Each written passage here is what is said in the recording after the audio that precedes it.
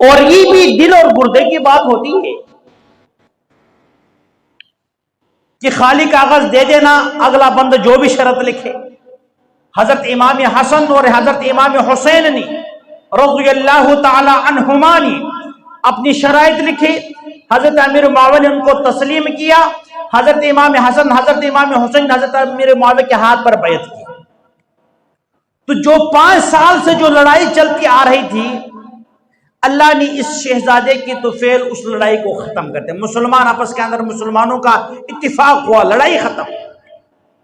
لیکن ہر دور کے اندر ایسے لوگ پائے جاتے ہیں جو مسلمانوں کے درمیان میں تفرقے ڈالتے ہیں، لڑائیاں ڈالتے ہیں، ان کا ذاتی مفاد ہوتا ہے، ان کی دل کے اندر نفاق ہوتا ہے۔ وہاں بھی تھا، کوئی وہ لوگ بھی تھے جو ظاہر امام حسن امام حسین حضرت علی کے ساتھ تھے، لیکن اندر سے وہ دوسری طرف تھے۔ ان کا مقصد تھا کہ یہیں بات جا کے ادھر پہنچانا، ادھر کے بعد یہاں پہنچا دینا، دلوں کے اندر نفرتیں پیدا کرنا، لڑائیاں کروانا۔ لیکن جب یہ حضرت امام حسن نے یہ صلح کی تو کوفیوں کو یہ بات ہضم نہیں ہوئی۔ آپ کے اوپر اس وقت فتوے لگائے تھے سبائیوں نے کہ حسن تو نے تو ہم مسلمانوں کے ناک کی کروا دے دی، تو نے تو مسلمانوں کے اوپر ظلم کر دیا ہے، تو نے ہتھیار ڈال دیا، تو نے یہ کر دیا ہے۔ اس وقت سے حضرت امام حسن کے خلاف ان بدبختوں نے پروپیگنڈا شروع کر دی، اور اس کا نتیجہ یہ ہوا کہ ان بدبختوں نے جنہوں نے حضرت علی کو شہید کروایا تھا، جنہوں نے حضرت عثمان غنی کو شہید کیا تھا، انہوں نے حضرت امام حسن کو زہر دیا